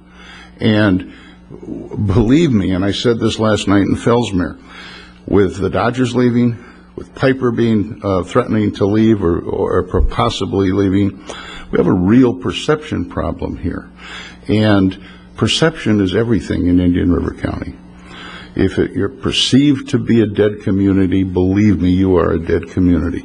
And I'm fighting tooth and nail to keep us from looking like that to the rest of the community. And I think we can be simple, and we can simplify this, get our impact fee income coming in, not by raising them, but by letting things operate and go forward. Thank you. I'm just curious, when you talk about conception and level of service, we have a lot of empty homes who have already paid impact fees. However, there's no one living there, so there is no level of service or consumption for those homes. And we have that. I mean, if you look at 66th Ave, 58th Avenue, you have a lot of new development there that's sitting there with no one in them. So shouldn't those kind of things be taken into consideration when you look at such a large jump, especially in the single family, for impact fees? Those are, I mean, I'm learning those too. will be occupied. and when they're occupied, the demand will be there. What's happening is we don't know when the investors will sell them or what will happen, but basically those are trips or those are impacts that are going to occur. It's not that they will never manifest themselves. I understand that, and I'm learning too, so kind of bear with me a little bit, but I guess to me, and it doesn't take a rocket scientist to look at this, we have overbuilt in this county, and I'm a newcomer here, okay? I've only been here for about a year, but there are no jobs here. The salary range here is very low compared to a lot of other counties in the state, but the cost of living is not. And we have a lot of retirees, but you also have young people.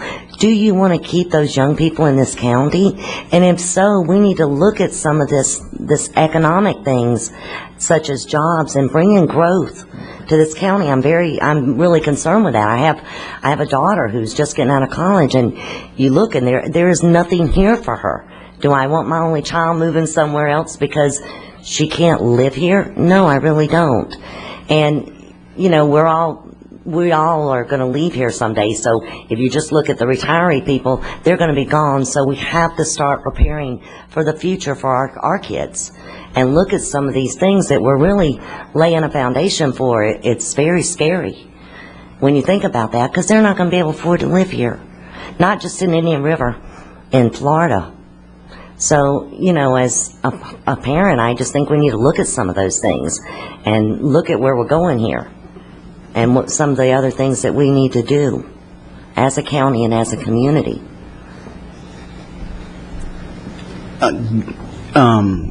In regards to the report again, one of the concerns amongst many is when we start looking at these numbers that don't add up. But I'm going to do a for instance, and I'll take a hit in what would be in regards to Point West. In the transportation, and I forget now what the long-range plan was, $700,000 report? Somewhere in that ballpark. We can get the accurate number, but we have in this report that was passed to build I-95 to 82nd, $8,119,445 in 2005. Now, in the current report that just came out and we were able to get late Friday, there's a number of $21,289,000. I can assure you, and this is why with the task force, I can assure you my road construction costs from 2005 have not increased by that percentage. So what I'm saying is, what are the numbers? And when Peter's talking about getting some accounting of the past, of what the funds and what we're doing with them, and getting some establishment of numbers. So it either means in 2005, October of 2005, that when that report came out, we had inaccurate numbers, or we have inaccurate numbers today. And when we start to look at these big impacts and these big costs, there's got to be something in there that stabilizes, that makes financial sense, so that we can have accurate information.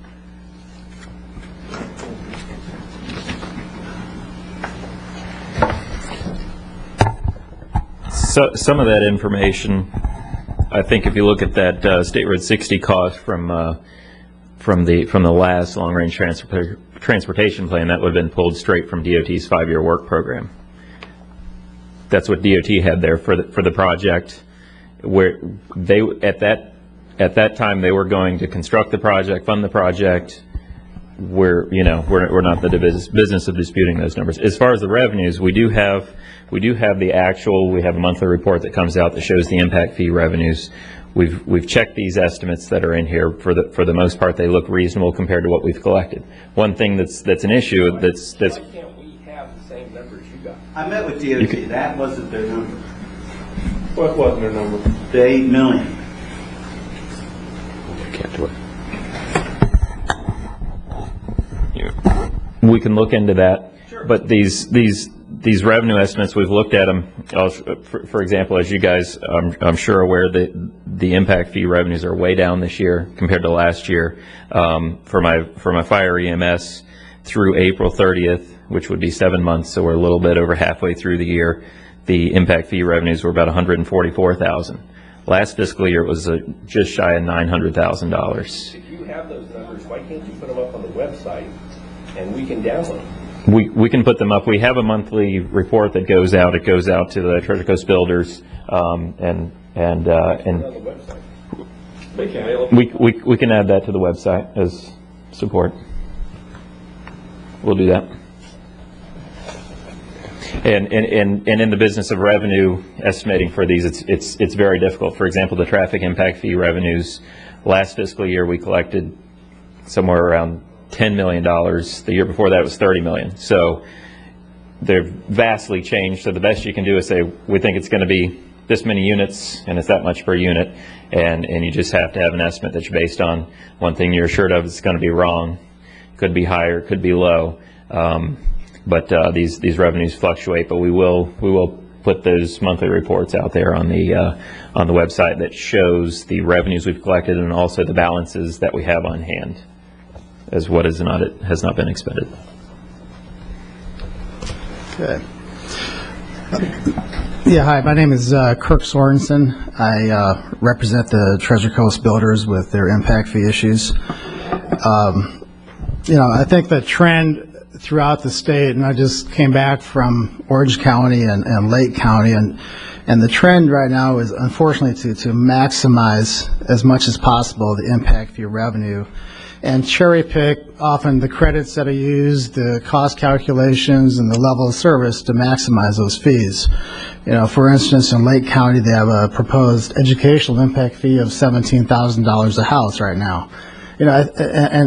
You just see the trend, and you see nothing against Duncan and Associates, but you see the trend with these consultants that are coming in and just trying to recommend higher and higher fees to get more and more business. Now, that obviously may not be the motivation in a lot of cases, and I have to say, I think in this case, at least from what I've seen in the past, Duncan and Associates have, generally prepared, I think, fairly fair reports.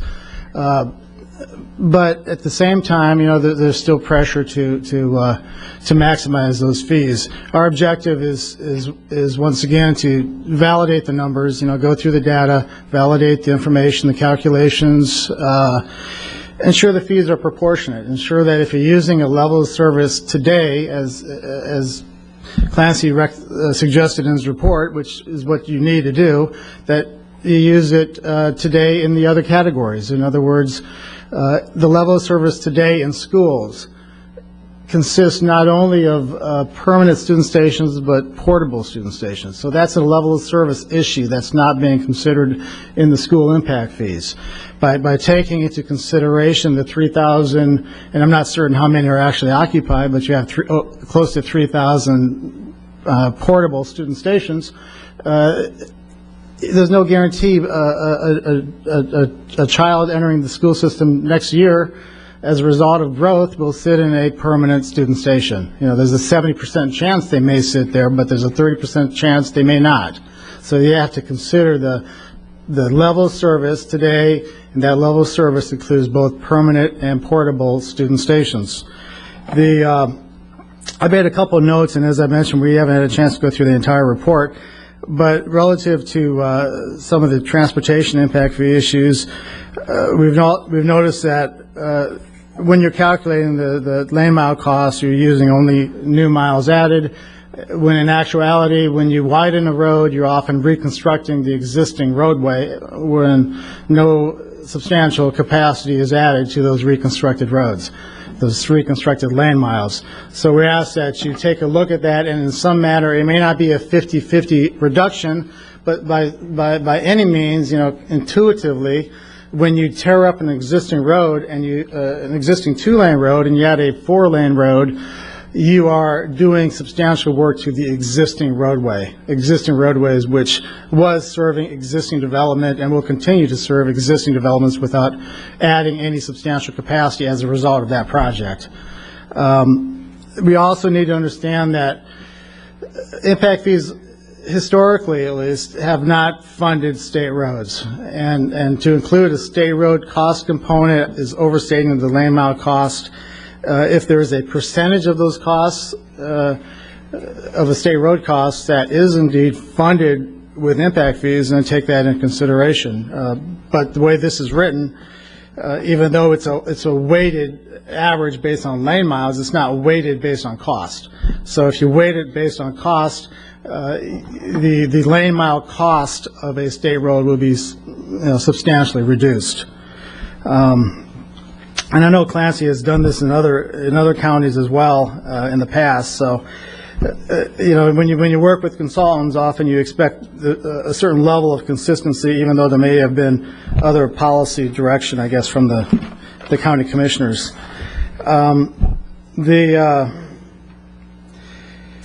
The square feet per student station in schools, I notice, is based on existing conditions, and once again, you're mixing and matching. You're using existing, and correct me if I'm wrong, conditions with student station square foot, but you're not using a prototypical school. In other words, if you're saying, well, in the future there won't be any portables or all be permanents, that's based on a prototypical school in the future, which has, based on class size reduction, substantially less square feet per student station, because of the fact that there'll be smaller classrooms.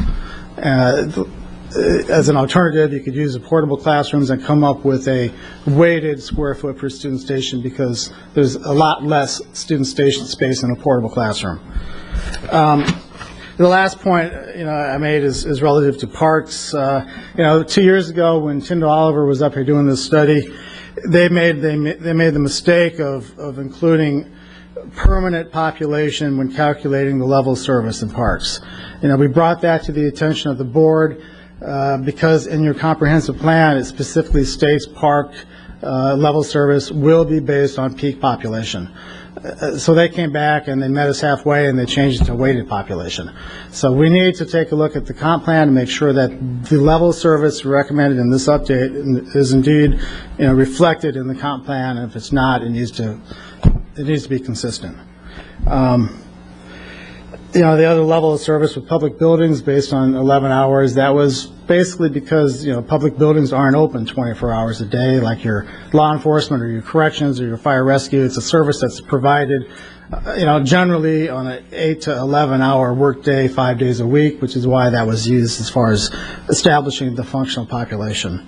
But as we go through this, I welcome the opportunity to work with the consultants and staff and attain the data necessary to help validate these numbers. And I'm sure in the long term we'll come up with something that everyone is happy with if we use the most recent accurate data.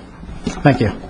By the way, is Lake backing off the $17,000 per unit school impact fee? Well, the Lake County consultant who did that apparently added school construction cost twice. So he could use for instance, a $40 million school, and he added the interest cost to fund that school to the cost of a completed school without taking the discounted principal, but adding only the discounted interest to the cost. So he hasn't come back and formally removed that component, but I'm sure he will. Thank you. Penny Chandler, Indian River County Chamber of Commerce. Just a couple of things to say. Gordon made mention of Attainable Homes. I serve on the board of Attainable Homes, and Habitat also serves on the board of Attainable Homes. And Habitat now is paying $13,607 impact fees, and which doesn't jive with the figures here. Water and sewer connection charges, I think, add. Is that what it is? Yeah. Okay. That's a good point, because you use that damn term, water connection charges, and we all know it's an impact fee. Why can't we be honest and put it in the whole deal? Because it's a fee that's got to be paid up front, and we ought to be treating it honestly. If you take we didn't include it in that summary because we're not updating those fees, but I don't want you to do that. but it's time to be honest. Let's get honest. The world's going to hell. Let's get honest while it's going to hell. Another point that was brought to my attention on the single-family homes, if you take out the traffic line, then what you're talking about is doubling everything. If you take out the top line on traffic for single-family. Another point I'd like to make is that last school year, my knowledge is that we netted 45 students. The other thing I'd like to say is, everybody in this audience is busy trying to do their jobs. I'm busy trying to do my job, and I don't have all of my time to devote to see what's coming up next. I got this notice day before yesterday, and to me, that's terribly disappointing, to think that we continually have to be reactive like this. I would go back to what Richard Bialowski said in the first couple minutes of the meeting. I think that what you need to do is table this issue. At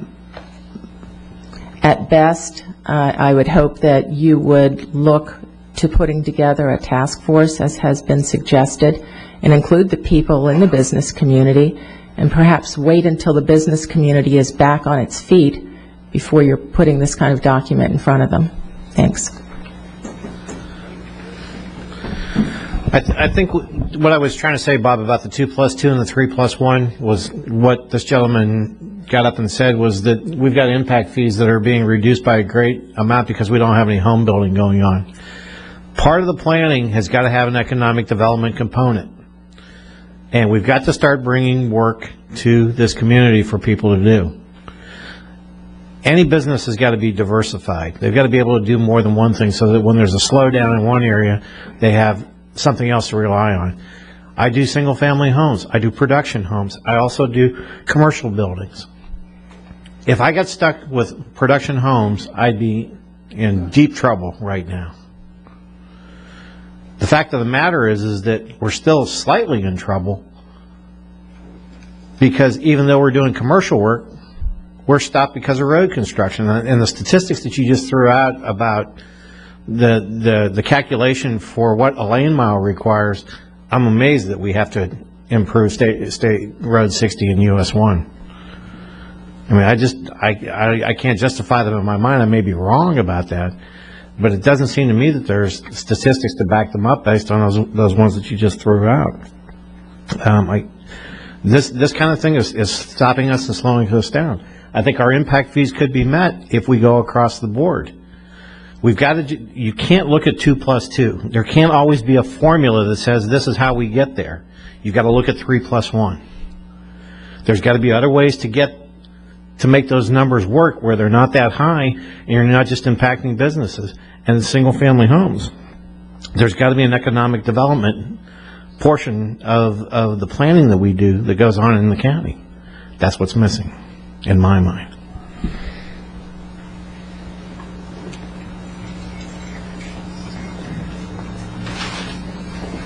I just had a real quick question. On page 10 there, I know we're level of service D, right? That's what we're measured at currently. Right. So for those two, and I don't know the history, I'm learning a lot about traffic, but I'm in the development business. The 27th Avenue South County line, that got bumped to E+20. And is that a way that you don't have to do proportionate share because you lower the level of service or get it into the 5-year CIP? Is that how that works? Yeah, essentially that increases the capacity. It increases the number. So and we were exceeding E+20. Okay. So that didn't get put into the 5-year CIP. We just reduced the level of service to E+20 when it got fixed. So you could conceivably do that on broken links? Oh yeah, this is what I've been saying. You can reduce level of service, and that's one of the alternatives here. The cost for accommodating growth right now is based on level of service, whether that's, beds in a jail, student stations in a school, whether it's the A through F capacity in a roadway. You can lower your level of service and you can reduce the cost, which will reduce the fees. How do you do that? Just, I know it's just too late. That's a policy decision of the Board of County Commissioners. It's essentially saying, do you want more congestion on the road? In some cases, you've got the legislature saying you can't do things. They passed the class size amendment for schools. There are certain requirements for correction facilities. So, there are some that the board has discretion over. But the whole part of this whole process was to try to calculate what the demand is and try to put a cost with that and associate that with land uses. Right. And again, as Clancy referred to at the beginning, there are a lot of policy changes you can make here. The policy of the board has been growth pays for itself. The board changes that, the fees go down. You change your level of service, reduce your level of service, the fees go down. You find alternative funding sources, the fees go down. I just was curious to get that addressed. I would tell you from the younger perspective, I know the company I work with, P&S Properties, we've hired another young person on board, and it's pretty intimidating to look at what the cost of doing business becomes. We did a case study on a commercial project we're doing, and when you add these costs, traffic, proportionate share, everything, your rent goes up in some cases 20+%, which obviously gets passed to your boutique shop owner or whatever. So it's kind of a reality check, and obviously nobody can predict the future, but I was curious at that particular segment of it, and I didn't go through the whole thing. So thanks. Joe Beard, County Administrator. I'd like to point out a few things. One is this is one of many meetings, and I see that some people are getting a little upset and temperature flaring. We actually are holding this meeting to get input, take information back, make changes. We're well aware that the environment has changed. We have monthly reports, which we will put on the web as was suggested. I'd like to point out that one of the reasons that impact fees are you're not allowed to use them as a backing for bond issues because of their volatile nature. Another thing is a lot was brought up about the cost of the state highways. We don't like them. We don't make those numbers up. And I heard you say, Chuck, the state says those numbers. Well, I verify those numbers with the state, and they're telling me those are the numbers. So I don't know why they're telling you different. The new ones. But the old ones also were the numbers we got from the state because I was involved with it. The new we will also try and address that. Maybe we'll take out the cost of what the state takes as far as and not blend that. We'll look at all these things. There will be several meetings. I know that some people said they weren't informed in time. This is one of many meetings, so please take that into consideration. Also, as far as the level of service staff is discussing, we had discussions yesterday after meeting with a few developers regarding US 1 that we may have to look at changing the level of service or bring it to the board for their decision. This plan also is about recouping 100% of your infrastructure costs through the impact fee at 100% level, and having impact fees carried or the new homeowner. The board could make the decision to do it at a lower level than that 100%. There's also other alternatives that we can look at as far as revenues. Gas tax, increasing our gas tax could help in reducing the road impact fee. And we'll look at all that. As far as the school, we get the information from the school district on the increase in schools, and part of that is class size caused that. And as far as our roads going up so much, a lot of that was right-of-way purchase. Our right-of-way costs went through the roof, and has driven the cost of traffic up. We'll also, in the future charge, I think we'll also include plant capacity charges. We're not trying to trick anybody, but our plant capacity charges for water and sewer was not addressed. We're not looking at increasing it at this time, but we'll include it so that it'll give a better idea of what it costs per house. I heard people saying about the different sizes of houses. That was actually at the request of the real estate and the building association to have different square footage for houses to help a person with a smaller house or who couldn't afford as much. So, that wasn't something that we wanted to do, but we listened to the community at that time, and we changed that. So all these issues that we're listening to you, and we will have more meetings, and it's all subject to change. One of the things I don't like is the amount of math errors in this study concerns me on the quality of it, and that'll all be changed too. So I just wanted to address some of those concerns. No extra fee.